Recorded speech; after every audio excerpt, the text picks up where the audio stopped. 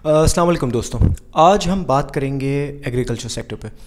Agriculture sector is 2/3 of our economy. We are predominantly हमें एक agriculture मुल्क कहा जाता है। तो आज इस प्रोग्राम में हम बात करेंगे status of agriculture, livestock farming and how the public and the private sector of Pakistan are making efforts for a sustainable agriculture base with the use of technology, efficiency, yeah, what are the possible optimum models available today to grow this sector?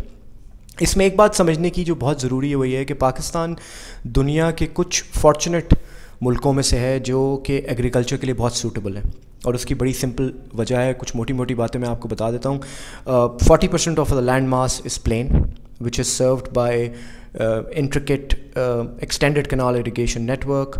We have rivers originating from country glaciers through a fair amount of rainfall. चार province हैं, 2 system irrigation के systems हैं हमारे यहाँ चारों province के अंदर। बहुत रिच और फर्टाइल लैंड है, चाहे वो सिंध हो, चाहे वो पंजाब हो, चाहे वो KPK हो, और multiple diverse agriculture products available हैं। जिस इस सेक्टर पे जो शख्सियत मेरे साथ आज हैं, जो गेस्ट मेरे मौजूद हैं, ये एग्रीकल्चर एक्सपर्ट हैं, सन ऑफ सॉइल हैं। उससे बड़ी बात यह है कि he defies lot of preconceived notions which we have about people involved in agriculture sector. He's very educated, he's intellectual, very well read, very qualified, and yet again he's attached to his soil and doing phenomenal job in this sector. So आज मेरे जो guest हैं वो हैं Umair Akbar कल्होड़ो। He is one of the young and upcoming leaders, innovators and motivated professionals. He belongs to Thatta district, and he has been an avid agriculturist by generations. On the parallel, highly educated, he has done his MBA, he has done his MPhil in business management, and he is also a chartered accountant. Looking forward for this wonderful session with Umair.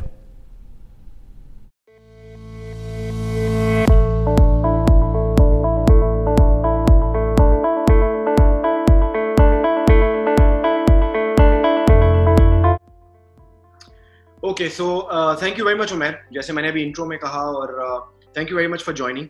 I think ये इतना important topic है, और हम सब बड़े curious हैं, to understand this sector कि how the sector works, and I think हम सबके business schools में और school curriculum में और higher studies में भी agriculture को पढ़ाया जाता है, लेकिन I think अभी भी by and large बड़ी level पे agriculture अभी भी लोग समझ नहीं पाए। तो I think आपकी help से it would be a great help for people who are watching. To understand the basics of agriculture. So thank you very much once again for joining. पहला question जिससे मैं start करना चाहूँगा उमैर, वो ये है कि globally अगर हम compare करें अपने agriculture sector को, so how do we compare globally? क्या हो रहा है agriculture sector में? What are the trends? So where are we globally in this sector? जी, बिस्मिल्लाहिर्रहमानिर्रहीम. Thank you Khurram bhai. Thank you for inviting me, allowing me to speak on your program. Like you said in your intro, currently जो COVID का जो एक fear या obviously created है, या जिस तरह से ये सिलसिला चल रहा है पूरी दुनिया में पिछले 5-6 महीने से, obviously इससे बहुत सारी industries को affect हुआ है negatively, especially food supply chain massively affect हुई है। एंड इस वक्त जो है वो सबसे ज्यादा जो क्रिटिकल इंडस्ट्री है ग्लोबली, वो है आपकी एग्रीकल्चर की, बिकॉज ऑब्वियसली जो ह्यूमन सस्टेनेंस है वो डिपेंडेंट है on production of food, and which is why agriculture becomes very important. And then obviously in context of Pakistan वो और भी ज्यादा है, बिकॉज आपकी 2/3 ऑफ योर पॉपुलेशन, जो वर्किंग पॉपुलेशन है आपकी, वो एग्रीकल्चर sector में employed.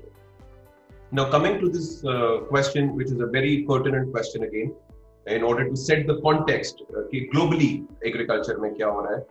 So globally agriculture is undergoing massive transformation because of digitization, and इसकी वजह से जो market dynamics हैं वो बड़ी तेजी से change हो रहे हैं, which is why it is getting increasingly difficult to predict कि future में क्या होने वाला है।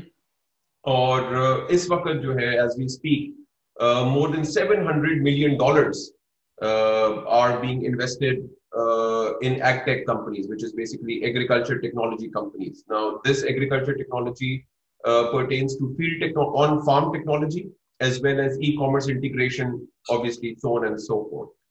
अच्छा, अब इसके अंदर जो ट्रेंड्स हैं, I will touch upon the trends ताकि उससे आपको एक बड़ा क्लियर आइडिया होगा कि ट्रेंड्स क्या चल रहे हैं globally. So right now the biggest issue which is happening is your rising population. और according to food and agriculture organization और यूएन की एक रिपोर्ट है जिसमें ये बताया गया कि by 2050 the world population will touch 10 billion. Correct. And basically that would entail increase in demand for proteins, fruits and vegetables. So our rising population is the first trend which has to be analyzed and addressed and looked into. Second one is declining farm income. जो आपके farm profits हैं globally, they are at by 2018 they were at a 12-year low. और USDA जो कि United States Department of Agriculture है, उनकी एक report है लास्ट ईयर 2018 में आई थी जिसमें they have identified that farm profits have dwindled by nearly 6.7% to $59.5 billion. और ये अपनी सबसे लोएस्ट सतह पर है ये since 2006. Then following this is a food loss and waste, क्योंकि globally जो है वो तकरीबन 1.3 billion metric tons of all the food that is produced. This is nearly 1/3, which is 1.3 billion metric tons. This gets lost or wasted. But इसका अलमिया ये कि दूसरी side पे तकरीबन 795 मिलियन लोग जो हैं वो भूखे होते हैं रोजाना की बेसिस. बिल्कुल. अब इसकी रीजंस जो हैं वो ऑब्वियसली मल्टीपल हैं. उसमें डेवलपिंग कंट्रीज का सबसे बड़ा जो चैलेंज है इस वक्त वो है ये loss of food due to unavailability of cold storage facilities. सही. जो कि डेवलप्ड कंट्रीज में ये प्रॉब्लम नहीं है. बल्कि उमर आप यहाँ थोड़ा सा रुकिएगा क्योंकि मुझे आपसे इंटरेस्टिंग था, ये आपने इंट्रो में ही शुरू कर दिया, मैंने आगे इंट्रो में जिक्र किया. आगे मैं पूछना चाह रहा था कि ये बड़ा डिवाइड है एक लेमैन के लिए कि जहाँ पे हम कह रहे हैं कि लॉस ऑफ फूड है या अबंडेंस में प्रोडक्शन हो रही है, कहीं पे नहीं हो रही, प्रॉफिट सर्च कर रहे हैं, बट एक आम आदमी में फिर भी हंगर बढ़ रही है, लोगों में फूड की शॉर्टेज है. तो इसका क्या कनेक्शन है? ये कैसे, हाउ डज इट वर्क? मैं आपको ये बहुत ही बेसिक एग्जांपल देके ये आपको मैं एक्सप्लेन कर सकता हूँ कि फॉर एग्जांपल पाकिस्तान में मेरे एरिया में जहाँ पे मैं एग्रीकल्चर मेरी एंटरप्राइज है डिस्ट्रिक्ट ठट्टा में for example, that is the most empowered district in Sindh right now, क्योंकि सबसे वो बैकवर्ड एरिया में है विच इज द ठट्टा में भी जो कोस्टल साइड है आपका साउथ ईस्टर्ली विच इज केटी बंदर. अच्छा, अब वहां पे जो लोकल फार्मर्स हैं उनके पास अपने जानवर भी हैं, भैंसें भी हैं, गायें भी हैं. अब उनकी जो एवरेज प्रोडक्शन होती है उनका सबसे बड़ा चैलेंज ये होता है कि हम इसको बेच दें आज इस पूरे दूध को. ठीक है. अब डेवलप्ड कंट्रीज में क्या होता है कि लेकिन वो लोग बेच नहीं पाते. सही. राइट. क्योंकि किसी के 5 लीटर है, किसी के 8 लीटर है. बहरहाल एक गांव में अगर 100 लीटर मिल्क की अवेलेबिलिटी है तो तकरीबन 30, 40, 50 किलो लीटर तो बिक जाता है, लेकिन 20-30 लीटर जाया हो जाता है रोजाना. अब developed countries I am talking about, जैसे I have seen in Canada, I have seen in North America, I have seen in Europe. वहां पर ये होता है कि उनकी गवर्नमेंट की बाकायदा तरजीहात में ये होता है कि हमारा जो एक्स्ट्रा मिल्क है this must be protected and save. तो वो लोग उसको नॉन फैट ड्राई मिल्क के फॉर्म में कन्वर्ट करते हैं जो एक्स्ट्रा मिल्क होता है ताकि वो जाया ना हो. And then the same milk gets exported actually by way of donor funded programs जो यूएसडीए रन करता है. तो इस तरह की चीजें हमारे मुल्क में डेवलपिंग कंट्रीज में बाय एंड लार्ज नहीं है. Number 2, I would talk on this in much more detail later on. के challenges में कोल्ड स्टोरेज फैसिलिटीज नहीं है खुरम। मैं मतलब एक आम आदमी, एक आम जो फार्मर है, वो पूरी अपनी सब कुछ बेच बाच के 15% पर मंथ लोन पे वो पैसे बोरो करके एक फसल लगाता है जिसकी प्राइस भी गारंटीड नहीं है। जब वो फसल आती है मार्केट में, टमाटर हो गए या फॉर एग्जांपल कोई भी सब्जी आप ले लें जिसकी प्राइसेस फिक्स्ड नहीं है, तो he is a victim of price swings and demand swings by the end user, और ये क्रिएट की जाती हैं by the middle man unfortunately.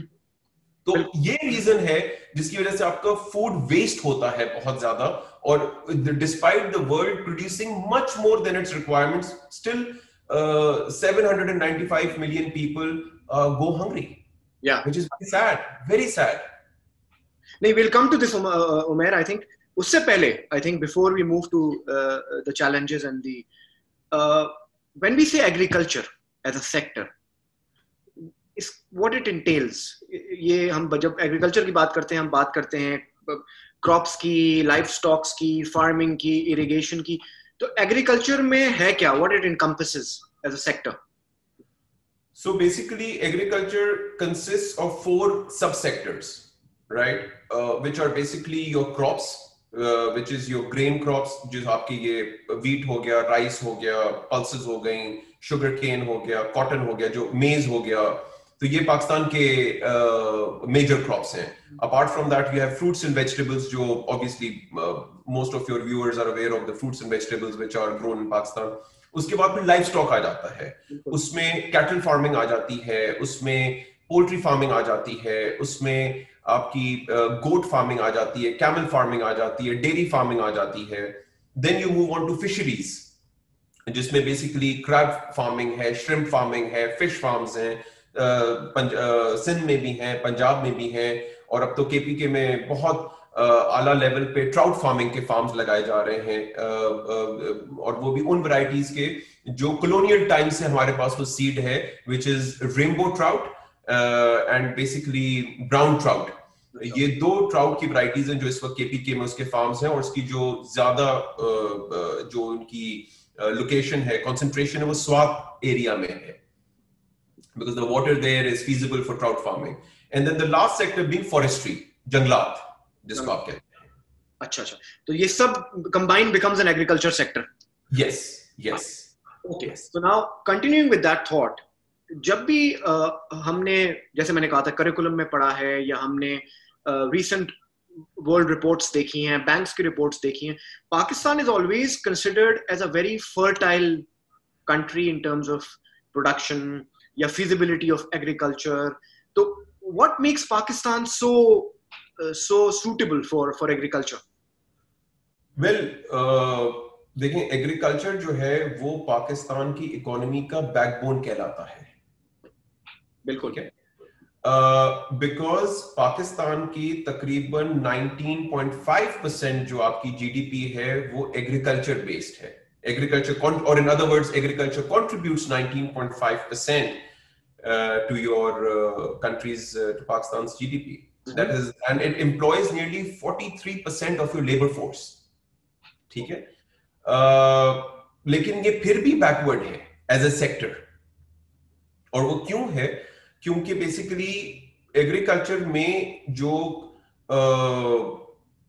जो की इंग्रेडिएंट्स हैं इसको आगे लेके जाने के लिए, या इसमें एफिशिएंसी या डेवलप करने के लिए, वो मिसिंग है पाकिस्तान में. अब आप मिसाल के तौर पे पाकिस्तान के, जैसे मैंने पहले अर्ज किया आपसे कि मेजर क्रॉप्स हैं आपकी, गंदम हो गई, चावल हो गई, कपास हो गई, मेज है, गन्ने की फसल है. अब ये चीजें, ये 5 जो क्रॉप्स हैं, ये 63% आपका क्रॉप एरिया कहलाता है. ये तकरीबन 63% क्रॉप एरिया पे ये होती हैं. लेकिन उसके बावजूद भी जो है वो पाकिस्तान की जो एग्रीकल्चर की जो एक्सपोर्ट्स हैं over a period of time, वो अगर आप देखें वो ड्विंडल्ड हो रही हैं. वो क्यों हो रही हैं? क्योंकि ऑब्वियसली उस सेक्टर को उस तरह की अटेंशन नहीं मिल रही जिस तरह की उसकी रिक्वायरमेंट है. अब Pakistan, like you rightly mentioned, is identified and listed as one of the most potential, those countries which has got a high potential of agriculture in terms of its output, क्योंकि आपको अल्लाह ताला ने जो जमीन दी है वो तकरीबन 70% कल्टिवेबल है। अच्छा अच्छा। आपके पास एक बहुत अल्लाह ताला का करम है पाकिस्तान के ऊपर कि हमारे पास पानी की जो जखायर हैं, जो पानी का सोर्स है आपके पास, वो 5 दरिया आपको अल्लाह ताला ने दिए हुए हैं जिनका पानी आपको मिल रहा है, क्योंकि पाकिस्तान में एग्रीकल्चर के लिए water is very important, right. तो पाकिस्तान में जो इरिगेशन सिस्टम है वो कनाल इरिगेशन सिस्टम है, जो दरियाओं से कनाल सिस्टम बनाया गया 60s में, और दूसरा रेन फेड, जो बरसात के जरिए आपको इरिगेशन मिलती है।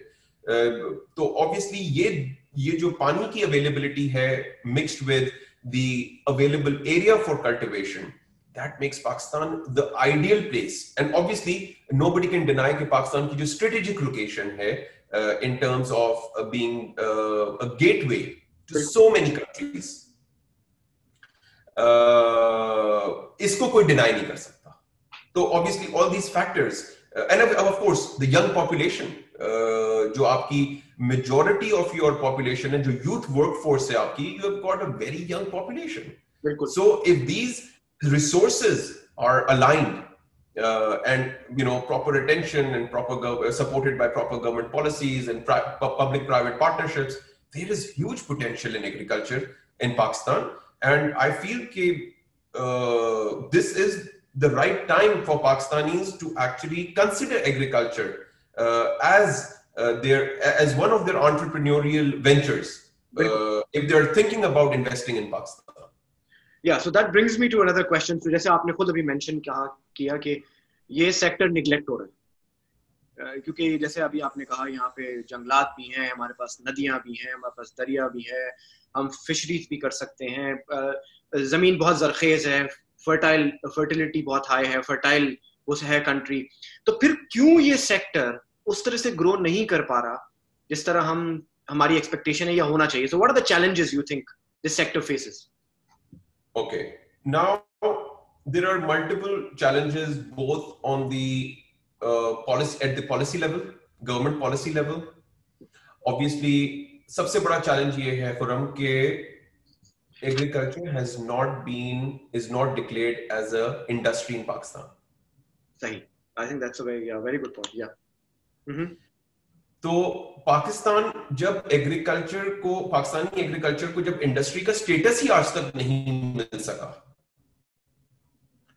तो आप मुझे ये बताएं कि किसी भी इंडस्ट्री को ग्रो करने के लिए फाइनेंसिंग चाहिए होती है, बिकॉज जैसे मैं अपने आप को 3rd जनरेशन एग्रीकल्चरलिस्ट समझता हूं। तो मेरे दादा थे जिन्होंने ये पूरा सेटअप किया, ऑब्वियसली उन्होंने वही पुराने तौर तरीकों से जमींदारी की, एग्रीकल्चर को बढ़ाया, डेवलप किया। फिर मेरे वालिद की जनरेशन थी जिन्होंने कंसोलिडेट किया उन पिछली जनरेशन के अचीवमेंट्स को और बहुत बेसिक लेवल पे मैकेनाइजेशन की फार्म के ऊपर। अब लेकिन जो मेरी जनरेशन है, they want to implement a lot of practices, क्योंकि obviously for example in my case I have travelled extensively, मैंने एक्सटेंसिव लिटरेचर रिव्यू किया हुआ है। और फिर एग्रीकल्चर में तो ये ना कि आप नवाब बन के एग्रीकल्चर नहीं कर सकते, आपको मट्टी के साथ मिलना पड़ता है, एक होना पड़ता है उस चीज को आगे लेके जाने के लिए। So I have actually spent good 15 years of my life doing agriculture in Pakistan. और इसमें सबसे बड़ा जो मुझे चैलेंज नजर आया वो ये आया कि there is a big disconnect between the best practices which are being implemented in developed nations versus what we have. और यहाँ पर ज्यादा individual effort के ऊपर dependent है, entity level के ऊपर कि आपके पास अगर थोड़ा बहुत अल्लाह ताला ने आपको उस काबिल बनाया है कि आप बेटर मशीनरी लेकर आ सकते हैं, बेटर इक्विपमेंट लेकर आ सकते हैं, और फिर आपके अपने माइंडसेट के ऊपर डिपेंड करता है कि आपका बिजनेस मॉडल क्या है जो आपको आगे लेके चलना है। पॉइंट और है, आई थिंक फॉर मेरा अपना थॉट है, I think I would like you to comment on it. वो ये आई थिंक प्राइवेट सेक्टर ने कभी हमारे यहाँ इतना इंटरेस्ट शो नहीं किया एग्रीकल्चर सेक्टर में, और जगहों पे तो private sector has played a role because government की वही है ना, तो अगर फॉर एग्जांपल अभी रिसेंट बजट में आपने देखा होगा कंस्ट्रक्शन तक has now qualified to be a industry in Pakistan now. Right. तो एग्रीकल्चर नहीं है, इसकी वजह ये है कि government being one factor, definitely वो तो है ही कांस्टेंट, पर आई थिंक प्राइवेट सेक्टर ने भी उस तरह फोकस नहीं किया एग्रीकल्चर पे, इस तरह करना चाहिए। देखें, गवर्नमेंट जो है, ये टू पार्ट में मैं आपको इसका जवाब दूंगा। नंबर वन, गवर्नमेंट ने बहुत सब्सिडीज दी हैं, ठीक है, लेकिन वो दी हैं इंडस्ट्री के लेवल पे। वीट एक्सपोर्ट पे सब्सिडी है, फार्मर को क्या मिलता है? 1200 रुपए या 1240 रुपए मन, और वो भी अगर वो फार्मर गवर्नमेंट के जो परचेजिंग डिपोज हैं वहां तक अपनी गंदम ले जाए तो उसको वो बड़ी, और उसमें भी इतनी पेपर वर्क और इतना रेड टेपिज्म है कि 90% लोग तो इतना वहां तक पहुंच ही नहीं पाते बेचारे। बिल्कुल। तो अगर तो आपका असर रसूख है और अगर तो आप उस लेवल के हैं, यू आर कनेक्टेड, तो पास्को वाले या जो परचेजिंग इदारे, प्रोक्योरमेंट के इदारे हैं, वीट प्रोक्योरमेंट के इदारे, वो आपसे परचेज कर लेते हैं, आपको वो बैग्स दे देते हैं, आप उसमें दे देते हैं, आपके नाम का एक चेक बन जाता है। लेकिन अब मैं उस इंसान की बात कर रहा हूं फोरम, जिसके पास 10 एकड़ जमीन है या 5 एकड़ जमीन है, वो क्या करेगा? वो कहां जाएगा? ठीक है, उसके पास उसका कोई यारो मददगार नहीं है। Let me be very honest with you, उसका कोई यारो मददगार नहीं है। वो जाके फ्लोर मिल के ऊपर या राइस मिल के ऊपर जाके बेच देगा, जहां पर उसको 2.5 किलो या 1.5 किलो या 2 किलो मॉइस्चर की वजह से उसकी कटाई हो जाएगी। तो वो एक मन के ऊपर उसको 1240 रुपए मिलेंगे, उसमें उसको भी आप 2.5 मन, उसके 2.5 किलो आप काट दें एक मन के ऊपर, तो 3% या 2.5% उसके कट जाते हैं। बिल्कुल। उसके बाद लॉजिस्टिक्स, लोडिंग, अनलोडिंग, लेबर वगैरह, तो मतलब इट्स क्वाइट एक्सटेंसिव इशू है। प्रॉब्लम यहां पे आती है कि जो बेनिफिट्स गवर्नमेंट अनाउंस करती है या जो पॉलिसी लेवल पे जो पॉलिसीज बनती हैं, उसमें जो ग्राउंड लेवल तक वो ट्रिकल डाउन ही नहीं करती। वो कंपनीज को मिलती हैं, सीड मैन्युफैक्चरिंग कंपनी को मिलेगा, फर्टिलाइजर कंपनीज को मिल जाएगा, वीट एक्सपोर्टर्स को मिल जाएगा, राइस एक्सपोर्टर्स को मिल जाएगा, फार्मर को नहीं मिलता। वो बैंक जाते हैं, उनको लोन नहीं मिलते। जब आपकी फाइनेंसिंग ही नहीं होगी तो वो फार्मर जो 40 साल से ऑब्वियसली वो खुदाल से ही खुदाई कर रहा है अपनी जमीन की, तो या बैलों पे हल चला रहा है, तो वो ट्रैक्टर कहां से खरीदेगा? आप मुझे बताएं। बिल्कुल नहीं, लेकिन वही उमेर, वही डिस्कनेक्ट है, क्योंकि एक तरफ हम कहते हैं इलेक्टोरल पॉलिटिक्स है, एक तरफ हम कहते हैं कि हारी किसान ही उस एमपीए को जिताता है जो उस एरिया से, रूरल एरिया से खड़ा होता है। सो आई थिंक वो एक तरफ इलेक्टोरल पॉलिटिक्स है, एक तरफ दे हैव देयर से इन द वोटिंग सिस्टम पर से, लेकिन वो पॉलिटिकल रिप्रेजेंटेशन जो है वो उसको उस तरह से एग्रीकल्चर पे काम नहीं होता मेरे ख्याल में, क्योंकि वो देखिए, Pakistan being a very, I mean obviously Pakistan में एग्रीकल्चर की जो पॉलिसी लेवल पर जो थिंक टैंक्स हैं, आपके रिसर्च सेंटर्स हैं, पीएआरसी है, उन्होंने बहुत ज्यादा काम किया है सीड वेराइटीज को डेवलप करने में, हाई यील्डिंग सीड वेराइटीज को डेवलप करने में। पंजाब में बहुत अच्छा काम हो रहा है एग्रीकल्चर के ऊपर, और वहां पे क्योंकि लैंड होल्डिंग्स कम है तो सिस्टम ज्यादा efficient. It's much easier to bring in a new technology and implement it over there compared to other provinces, क्योंकि obviously यहाँ पे जो मिक्स है या जो लैंड होल्डिंग साइज है, या ऑब्वियसली अब जैसे मैं अपना आपको एग्जांपल दूं कि मैं कराची से 2.5 घंटे की ड्राइव पर, तो मुझे कोई भी चीज अगर मेरी खराब हो जाती है, फॉर एग्जांपल मैंने अपने फार्म पे आज से 9 साल पहले लेजर लेवलिंग मशीन्स इंट्रोड्यूस की, जो मेरे एरिया में किसी के पास भी नहीं। बिल्कुल, क्योंकि उससे आपकी वाटर कंजर्वेशन होती है, क्योंकि पानी आपका सबसे बड़ा एक वाटर स्केर्सिटी का जो इशू है, ये बहुत बड़ा इशू है पाकिस्तान में, क्योंकि आपके रिसोर्सेज डिप्लीट हो रहे थे। और वो क्यों डिप्लीट हो रहे हैं? क्योंकि आपका अंडरग्राउंड जो पानी है वो ट्यूबवेल्स के जरिए जो पंप होता जा रहा है और इतने सालों से हो रहा है, तो उसकी वजह से आपको रिसोर्सेज आपके डिप्लीट हो रहे हैं। अच्छा, अब जब वो मशीन में ले आया, 6 महीने चलाई, उसका सेंसर खराब हो गया। जब सेंसर खराब हो गया तो पता चला जी इसका इस एरिया में कोई इसको ठीक करने वाला नहीं है, ये मशीन जाएगी, सेंसर वापस जाएगा ओकाड़ा। अब मेरी जो फसल लगाने का टाइम है वो नेक्स्ट 15 डेज है, जिसमें मुझे जमीन को टर्न अराउंड करना है पूरा, बिकॉज चावल में और गंदम में ज्यादा टाइम नहीं होता आपके पास, ज्यादा बड़ी विंडो नहीं होती है। 1 महीने का 20-25 दिन का टाइम होता है जिसमें आपको जमीन हार्वेस्टिंग कंप्लीट करके राइस की आपको वीट प्लांट करना होता है। तो आप यकीन करें कि मुझे इतना शॉक हुआ, आई वाज सो शॉक कि एक इंस्ट्रूमेंट को रिपेयर करने के लिए I have to send it to Okara, तो वो गई और आई, उसमें 1 महीना लग गया, जिसकी वजह से वो जो आगे की मेरी जमीन थी वो मैं नहीं बना सका। बिल्कुल ठीक है। अब लेकिन पंजाब में प्रॉब्लम नहीं है, पंजाब में जगह जगह एट एवरी इंटरवल आपको हर चीज अवेलेबल है आपकी। ठीक है। तो yes, these are some of this along with the cost of inputs, low quality seeds, जो आपकी सप्लाई लाइंस हैं वो डिस्ट्रप्टेड है। फॉर एग्जांपल पाकिस्तान में गैस की लोड शेडिंग हो गई, फर्टिलाइजर कंपनी ने प्रोडक्शन बंद कर दी। एक आम फार्मर को जो यूरिया की बोरी 1800 की थी वो उसको 2300 की मिलती है।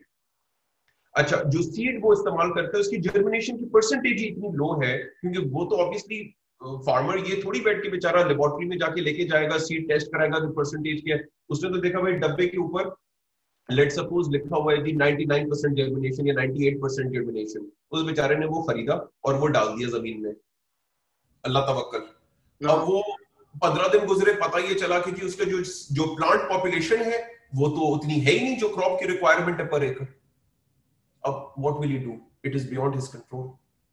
सो उसने तो अपनी तरफ से पूरे इनपुट डाले, लेकिन अगर वो सीड फॉल्टी है और जो ऑब्वियसली उसकी जो कॉस्ट है वो उतनी है जितनी ओरिजिनल सीड की है, लेकिन because of black marketing, because of so many issues in the middle, which I don't want to go into the length and breadth of, most Pakistanis are aware about it, तो उसकी वजह से वो he struggles। ठीक है। अच्छा, उसके बाद आपकी जो मार्केटिंग है एग्रीकल्चर प्रोडक्ट्स की, एग्रीकल्चर प्रोडक्ट्स की marketing is a big issue, क्योंकि जो मैंने पहले भी आपसे जिक्र किया था कि कंज्यूमर की डिमांड में जो स्विंग्स आती हैं वर्सेस प्राइसिंग, वो किसी को समझ ही नहीं, वो फार्मर को नहीं समझ आती। अच्छा, अब वो जो डिमांड है वो वो ड्राइव करता है आपकी प्राइसिंग ऑफ दैट, बिल्कुल, ऑफ दैट प्रोडक्ट। अब आपको याद होगा पिछले दिनों टमाटर की प्राइसें आसमान से लग गई। बिल्कुल। ठीक है। हम लोग फिर भी वो 10 किलो की पेटी जो है वो वही 150, 200, 250 में ही बेच रहे थे, 10 किलो की पेटी, और यूजर कितने में खरीद रहा है? 1 किलो। क्योंकि उसके बीच में हार्वेस्ट के इन्वेस्टर्स, फिर उसके बीच में जो मिडलमैन हैं, होलसेलर्स हो गए, सेमी होलसेलर्स हो गए, ट्रांसपोर्टर्स हो गए, रिटेलर्स हो गए, पूरा जो value chain, and everybody keeps adding up their margins which makes the product very expensive. लेकिन तो मेरा क्वेश्चन इसमें ये है कि ये कौन डिटरमिन करता है सिस्टम में कि आउटपुट क्या होगी, वाटर इरिगेशन सिस्टम कैसा होगा? अभी आपने देखा कि टेड्डी दिल का एक इंसिडेंट हुआ, तो ये सब कौन मैनेज करता है? हु सेट्स द स्ट्रेटजी और policy for people to follow, for farmers to follow? या राइट, उसमें आपकी मिनिस्ट्री ऑफ एग्रीकल्चर है, जो कि which is a very robust organisation manned by secretaries and manned by a federal minister, and obviously उनके फिर provincial level पे provincial ministers भी हैं जो अपना काम कर रहे हैं, और उनके फिर नीचे food department वाले होते हैं, agriculture extension वाले होते हैं। अब उसमें क्या होता है कि पाकिस्तान के अंदर जो आपके मेजर क्रॉप्स हैं उनकी तो प्राइसेस गवर्नमेंट अनाउंस कर देती है। ठीक है। आपको वीट की सपोर्ट प्राइस पता चल जाएगी, आपको शुगर केन की प्राइस पता चल जाएगी, आपको कॉटन की प्राइस पता चल जाएगी सिमिलरली। लेकिन उसमें जैसे अब राइस है, राइस की कोई सपोर्ट प्राइस नहीं आती। ठीक है। अच्छा, उसके बाद फिर जो आपके जोन्स हैं, basically I will share this map on screen with your viewers please. तो आप ये देख रहे हैं कि ये एक मैप है पाकिस्तान का, जिसमें पाकिस्तान में डिफरेंट जोन्स हाइलाइटेड हैं अक्रॉस पाकिस्तान, जिसमें डिफरेंट क्रॉप्स लगते हैं। सही। ठीक है। अब आप देख रहे हैं कि इसमें जंगलात का जो एरिया है वो मोस्टली पंजाब में है और ये केपीके में है। जो सिंध में है ये मैंग्रोव्स हैं, ये कोस्टल बेल्ट में, ये बेसिकली ठट्टा केटी बंदर का एरिया है पूरा, जिसमें मैंग्रोव्स लगते हैं। Then you see there is a large tract which is wheat based, ये जो क्रॉपिंग पैटर्न है यहाँ पे, तो इसमें या व्हीट शुगर केन लगता है या व्हीट कॉटन लगता है। ठीक है। उसके बाद आपके ये ग्रीन जोन्स जो हैं ये राइस बेल्ट है आपका पूरा। अब ये जो क्रॉपिंग पैटर्न्स बनाए गए हैं, ऑब्वियसली इसमें गवर्नमेंट जो है वो अपने एंड पे ये डिटरमिन करती है कि पानी के अवेलेबिलिटी के हिसाब से, सॉइल के स्ट्रक्चर के हिसाब से ये क्रॉपिंग पैटर्न्स डेवलप किए जाने चाहिए। अब एक जगह पे अगर पानी अवेलेबल ही नहीं है और वहां पे लोग चावल लगाना शुरू कर देंगे तो वहां पे वाटर लॉगिंग और सैलिनिटी का प्रॉब्लम शुरू हो जाएगा, जैसे हमारे एरिया में होता है। ठीक है, अब आपने देखा कि पिछले कुछ सालों में कॉटन किसी जमाने में आपका लार्जेस्ट एक्सपोर्ट क्रॉप था, उसको जी फिर उसको चेंज कर दिया गया, उस एक नारा लगा और उन सब ने बोला कि जी कमान लगाओ, तो शुगर केन लगाना शुरू कर दिया लोगों ने। तो वो कॉटन थोड़ा कम होते होते होते होते बिल्कुल अब वो कुछ स्मॉल पॉकेट्स में रह गया। बाय एंड लार्ज जो है वो कॉटन की आपकी जो कल्टीवेशन एरिया था वो कम हो गया है। सो बेसिकली ये जो सारे डिसीजंस है, अच्छा ये तो मेजर क्रॉप्स हो गए, अब आ जाए माइनर क्रॉप्स के ऊपर। तो माइनर क्रॉप्स में भी जो है वो वेजिटेबल्स हो गए या फ्रूट्स हैं या जो भी बेसिकली फ्रूट्स में बेसिकली ज्यादातर ऑर्चर्ड फार्मिंग होती है, मैंगो हो गया, सिट्रस हो गया। अब मैंगो आपका जो है वो ज्यादा सिंध में कल्टिवेट होता है ऑब्वियसली, और सिट्रस जो है वो आपके अपर सरगोदा साइड पे आपके ज्यादा किए जाते हैं ये। और मैंगो तो खैर पंजाब और सिंध दोनों में ही कॉमन है, बट सिट्रस ज्यादा जो है ये नॉर्दर्न सरगोदा साइड पे आपको इसके बागात मिलेंगे। तो उसमें प्रॉब्लम ये है कि जो डिस्ट्रिक्ट लेवल पे या provincial level and then of course the district level, उस पे कोई कंट्रोल मैकेनिज्म होना चाहिए, पॉलिसी होनी चाहिए कि जी इन डिस्ट्रिक्ट्स में ये चीजें आप ग्रो नहीं कर सकते। ओके। और उनको पता होना चाहिए कि जो इस क्योंकि कराची की अगर मेन मार्केट है तो कराची को कहां कहां से फीड हो रहा है फ्रूट्स एंड वेजिटेबल्स। तो ऐसा नहीं हो कि क्योंकि जब ये पॉलिसी बनाएंगे तो उससे होगा ये कि जो सप्लाई है वो कंट्रोल्ड रहेगी, जो फार्मर है वो भी उसी तरह का क्रॉप लगाएगा जो आगे बिकेगा, बजाय इसके कि सब लोग एक, क्योंकि यहाँ पे हमारे पास अनफॉर्चुनेटली पाकिस्तान में भेड़ चाल की मेंटालिटी है। अगर मैं काम करूंगा और मैंने एक साल में 5 लाख या 10 लाख रुपया कमा लिया तो जी अगले साल वो पूरा डिस्ट्रिक्ट वही क्रॉप लगाएगा। बिल्कुल ठीक है। अब उससे होता ये कि what they don't realise is कि जो मैंने पिछले साल लगाया था तो उस वक्त आप लोगों ने ये फसल नहीं लगाई थी, तो सप्लाई वाज लिमिटेड, तो मेरा माल अच्छी क्वांटिटी में बिका। अब अगर सभी ये करोगे तो फिर किसी को भी कुछ नहीं मिलेगा। हाँ बिल्कुल बिल्कुल। Right. Is that lead to a policy vacuum between federal and provincial? देखो उसमें ये होता है कि ऑब्वियसली जो भी पॉलिसी मेकिंग होती है वो फेडरल लेवल पे होती है। ठीक है। तो अब आपने जैसे देखा होगा कि in this recent budget the government has announced some very concrete measures that they are going to take in terms of introducing new seed varieties, they are giving incentives to farmers who are doing livestock farming या cage farming हो रही है। Tilapia की farming, tilapia एक fish है जो ये Thai restaurants में या चाइनीज फूड में बड़ा इस्तेमाल की जाती है, और उसकी इस वक्त फार्मिंग हो रही है पंजाब में वेरी सक्सेसफुली। ठीक है। और लेकिन उसमें जो वाटर स्केर्सिटी का आपका जो चैलेंज है ना, that should be kept in mind, क्योंकि पाकिस्तान, आईएमएफ ने पाकिस्तान को थर्ड मोस्ट वल्नरेबल कंट्री कहा है, रेट किया है amongst those countries which are facing acute water shortage. Right. अब अगर आपके पास पानी कम है और उसके ऊपर आप फसलें ऐसी लगा रहे हैं जिसको ऑब्वियसली पानी बहुत ज्यादा चाहिए, राइट। क्योंकि एक डोमेस्टिक फॉर एग्जांपल एक घर की जो जरूरत होती है वो 50 लीटर होती है, जबकि फूड ग्रो करने के लिए पर पर्सन आपको 2600 से लेके 5300 लीटर पानी चाहिए। तो आपकी जो फूड सिक्योरिटी है that is directly related to your water security, and to grow that food you need 50 to 70 times more water compared to your domestic needs. अच्छा, ओके, राइट।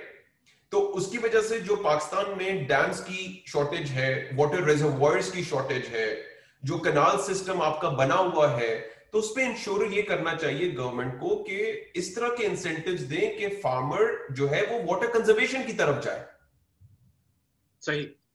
अब इस वक्त जो है, और ये 10-20 20-25 साल पुराने प्रोजेक्ट्स हैं कि वाटर कोर्स लाइनिंग की जाती है, यानी कि जो पानी जिस चैनल के जरिए पानी दिया जाता है फार्म के अंदर वो पहले कच्चा होता था। तो over a period of time एक पॉलिसी आई कि जी through world bank funding, through ADB funding, through government of Pakistan funding farmers को वाटर कोर्सेज पक्के करके दिए गए। अच्छा, ओके। ब्रिक लाइनिंग से। तो उसका जो बेड होता है वो तकरीबन 1.5 से 2 फीट का होता है और हाइट डिपेंड करती है upon the level of the land, और वो फिर कनेक्ट किया जाता है पूरे आपके वाटर चैनल को, जो इनलेट है आपके फार्म के अंदर जो पानी सप्लाई कर रहा है फार्म को, कि वो ब्रिक लाइन हो, बेड कंक्रीट का हो उसका। उससे फायदा ये होता है कि वाटर सीपेज नहीं होता, वाटर लॉगिंग नहीं होती, और लैंड की यील्ड इंप्रूव होती है, और ऑब्वियसली आपकी वाटर कंजर्वेशन होती है। बिल्कुल। अच्छा, अब ये फिर कनेक्ट हो जाता है पीछे मेन कैनाल्स के साथ। तो I will share this on screen with you.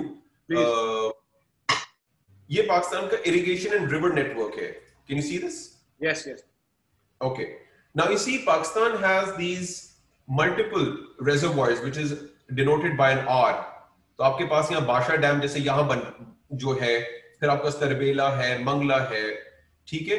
फिर आपके पास ये जो डिनोटेड बाय बी हैं, ये बैराजेस हैं आपके पास पाकिस्तान में, तो कंट्रोल, और फिर इनसे ये कैनाल्स निकल रही हैं। एक मिनट, सॉरी, आप देख रहे हैं ये कैनाल्स निकल रही हैं सारी। तो ये कैनाल्स जो हैं, ये गवर्नमेंट ने over a period of the last 30-40 years इनको पक्का किया, इनको भी लाइन किया पूरा, ताकि वाटर जो है वो आपका जो पानी आ रहा है वो कंजर्व हो। ऑब्वियसली ये जितने भी कैनाल्स हैं इन्हीं के इर्द गिर्द ही फार्म सेटअप है ना सारे। तो जो फार्म सेटअप हुए हुए हैं उनके अंदर जो फिर इनलेट जा रहा है उसको बेसिकली लाइन करने की जरूरत थी, ताकि स्टार्ट टू एंड जो आपकी पूरी इरिगेशन नेटवर्क है वो पूरा लाइंड होना चाहिए, ताकि पानी कहीं भी लूज ना करे और वाटर कंजर्वेशन भी हो आपकी। अब ऑब्वियसली इसमें थोड़ा सा कॉस्ट इंटेंसिव भी है और resource intensive, labour resource intensive है।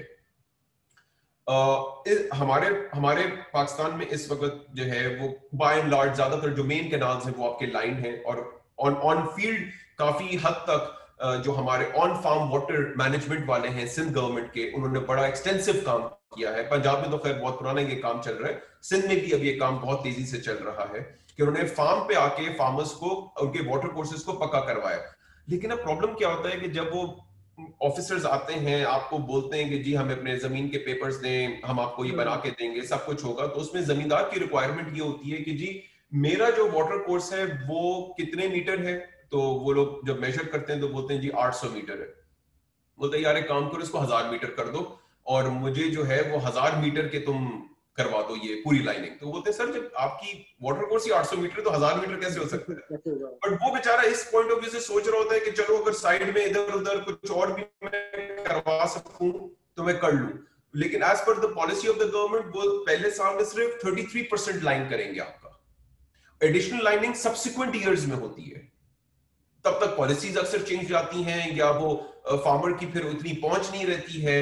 तो अगर आप 33% भी उसको सिक्योर कर दें तो ऑब्वियसली फिर वो क्या करेगा, वो अपनी जमीन जो बाकी जमीन उसको छोड़ के वो जो 33% जितना लाइंड है उसका वाटर कोर्स वो उसके इर्द गिर्द ही आबादी कर रहा होता है। तो एसेंशियली तो आपने क्रॉप एरिया कम करवा दिया उसका। अच्छा क्लियर। अच्छा, but then obviously it's a cost benefit analysis, क्योंकि उसमें अगर आप पूरा वाटर कोर्स एक को करके देंगे तो फिर आप बाकियों को कैसे, क्योंकि फंड्स तो लिमिटेड ही होते हैं। तो इस तरह के चैलेंजेस आते हैं जो मैंने भी फेस किए हैं अपने फार्म पे भी। बट देन ऑब्वियसली मेरा जो बिजनेस मॉडल था उसमें efficiency was the driving factor. One of the main criteria was कि the farm must be efficient. Correct, मैं यील्ड की ज्यादा तो नहीं बढ़ा सकता, बट ये है कि जो सिस्टम है मेरे रिसोर्सेज हैं उनको एफिशिएंटली यूज करूं।